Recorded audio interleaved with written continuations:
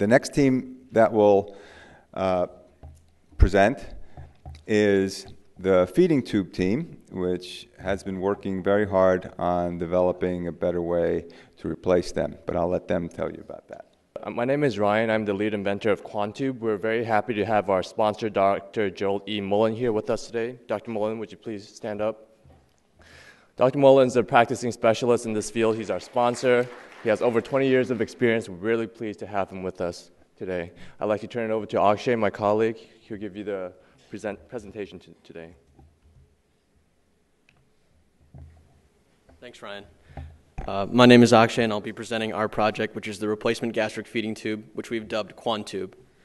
And so gastric feeding tubes are used by all sorts of patients, those you would immediately think of, like esophageal cancer patients, and those that might not immediately come to mind, like patients with Alzheimer's and Parkinson's. And it's estimated that in 2012, at least 800,000 feeding tubes will be sold nationwide. And this number is just going to increase exponentially in the coming years, as I'll show you in a few slides. And so the problem is that when feeding tubes fail, they cause patients a lot of trauma, inconvenience, and loss of time. And so we aim to fix this through our device. And to give you first an overview of the current standard of care, you see that when the need for gastric feeding arises, a patient is transported to the hospital, where a specialist inserts a first gastric feeding device via an endoscopic procedure. And this is when the incision in the stomach wall is made, which is called the stoma, through which the tube passes. And so these first tubes are actually installed from the inside out. And they're called bumper-type devices, named because of how snug they are against the inner wall. And they last on average for only 255 days before they fail, and they can fail either due to simple dislodgement or due to more serious complications, such as the one pictured here, which is buried bumper syndrome, where because the retention mechanism is so snug against the inner wall, tissue growth can actually encapsulate it and can cause, it can only be removed via surgical procedure. So when the first feeding tube fails, it kicks off a series of events that starts with emergency transportation to the hospital and racks up a bunch of costs for Medicare. So the first thing you have to do is get the patient to the emergency room where a nurse can insert a stopgap device, because the patient's opening in their stomach actually closes within 4 to 6 hours following dislodgement. So you want to make sure that they have the stopgap device, because a specialist is not always immediately available to install a dedicated replacement solution. So when a specialist finally is available, they come and they install a dedicated replacement solution through the existing opening, and they inflate it via a syringe inflation mechanism that uses sterile fluid, and these type of devices are called balloons.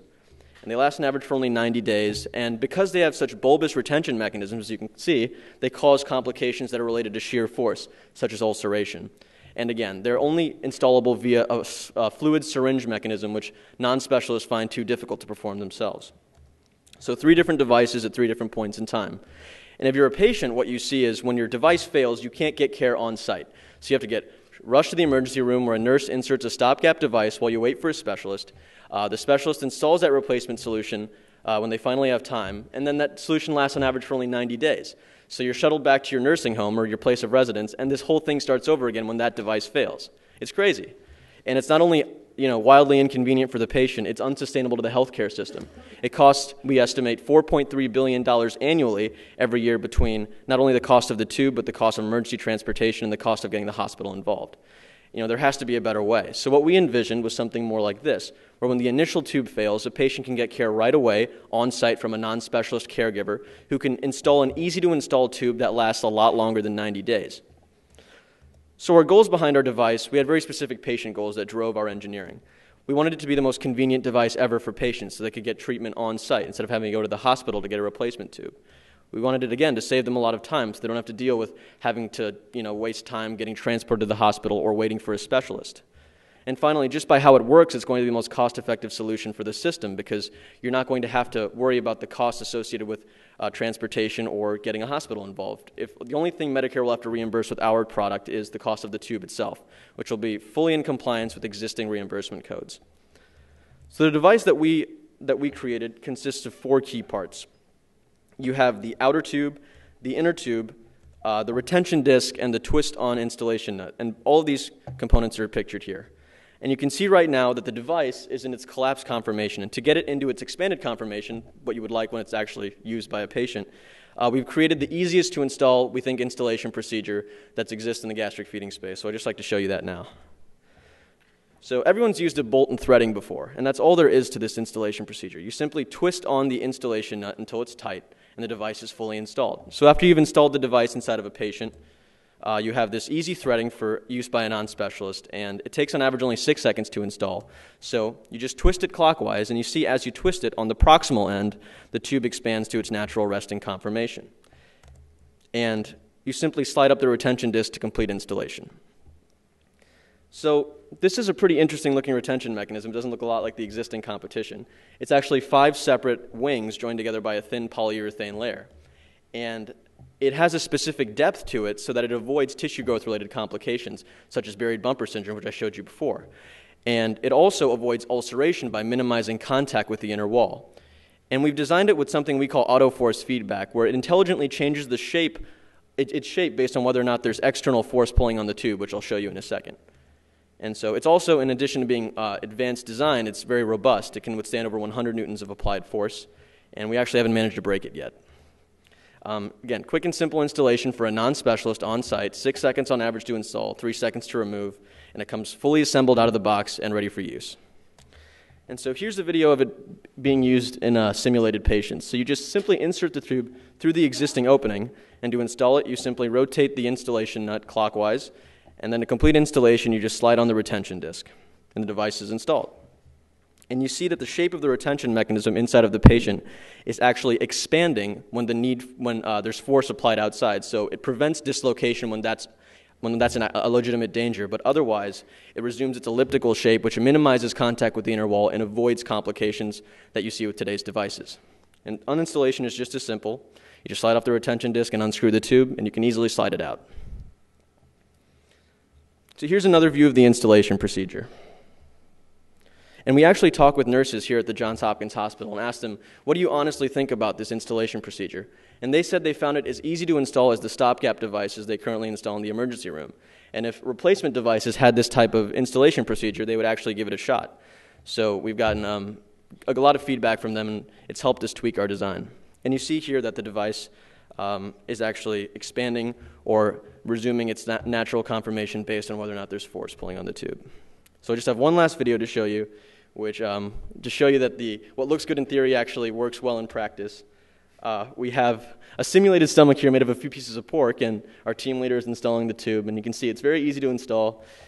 We don't have the thin polyurethane layer in our existing prototype, but our next iteration will have it. And again, very easy to install, and it rests in a natural elliptical shape. And on installation, you simply take off the nut, and you slide it out very easily. Cool. Okay, so we did a lot of testing with this prototype over the past month, and perhaps the most striking test was our maximum load test, where we compared not only against the most common device type, which is the balloon, but the more premium device type, which is the barred button. And it has a retention mechanism that looks kind of like those bumper-type devices, that's really snug against the patient's inner wall. And so you see that our device could withstand over 100 newtons of force, and like I mentioned earlier, we didn't actually manage to break it, whereas the existing solutions could barely withstand 5 newtons of force before they either burst or ripped entirely in half. And the feeding times we have for our tube are very competitive with the existing solutions, and our installation on installation times are very competitive with the premium solution and are notably ahead of the balloon-type device.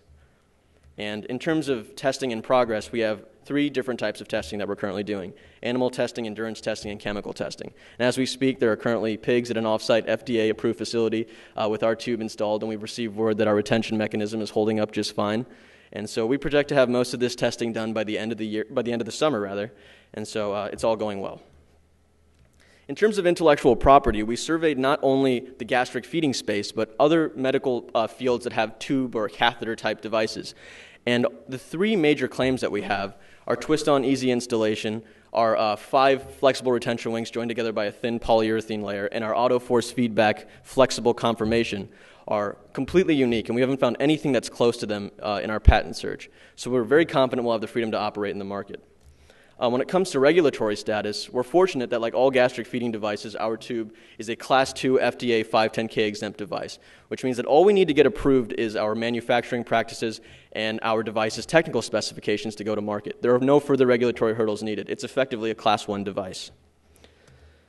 So what kind of market opportunity exists for replacement gastric feeding devices? I talked about how there was going to be 800,000 projected tubes sold next year, and 700,000 of those 800,000 projected tubes are going to be replacement solutions. And that values the replacement market alone at $150 million at least.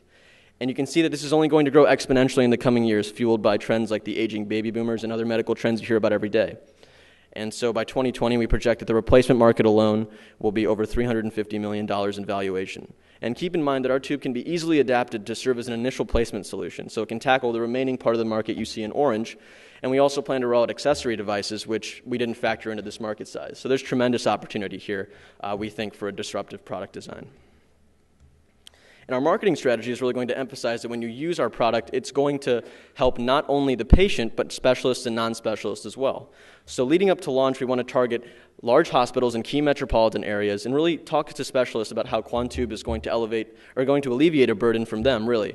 Because currently, specialists have to perform these replacement procedures spontaneously throughout the week, on average 3 times per week, and they don't get reimbursed for these procedures, and it completely disrupts their workflow when it occurs. So we're going to tell them that if you use our tube inside of the clinical setting, should tube failure occur, you can have a nurse or other qualified medical professional install the tube instead, and you don't always have to be the go-to person for that. And more importantly, if you have caregivers using this tube, should tube failure occur off-site, the patient never even has to interact with the clinical setting.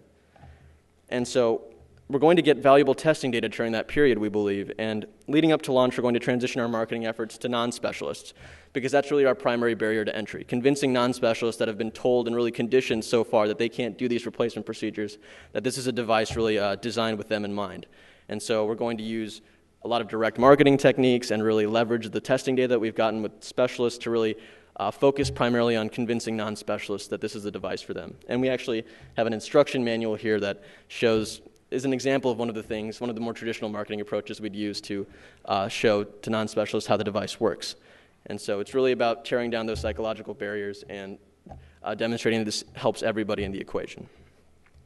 And so just to wrap up, we are going to circumvent the fail and reinstall cycle that currently defines the gastric feeding space by offering a solution that allows patients to get immediate help on site and there's no waiting for emergency transportation or getting to the hospital with our solution. We're really taking patient comfort to the next level with our autoforce feedback retention mechanism that relieves the patient of strain in most situations, but when the need for more retention is needed, the tube can expand dynamically and can make sure that dislocation does not occur. It's going to save the entire medical system a lot of money because the only thing you'll have to reimburse if tube failure can be replaced on site is the cost of the tube itself, not the cost of getting a hospital involved or arranging for emergency transportation. It's going to save a lot of people time, not just patients, but specialists who don't have to do these procedures exclusively anymore, and non-specialists who don't have to worry about having to get their patients to and from a hospital. And finally, we're aiming for this to be the most durable device in the gastric feeding space, because at the end of the day, what a patient wants most is to get through the length of time they need gastric feeding for with as few complications as possible. So we want a 1-year plus lifespan, and we're testing to make sure that that's the case, not the 90 days you currently get. So we think our device brings together all of these things, and we're really excited about our product offering, and we're very serious about pursuing this in the market, and we'd love to talk with anybody who's interested after this presentation. I'd just like to conclude by thanking once again our sponsor, Dr. Mullen, Dr. Yazdi, Dr. Allen, Dr. Echeria, and there's just tremendous innovation here today, so we're just honored to be up here. Thanks.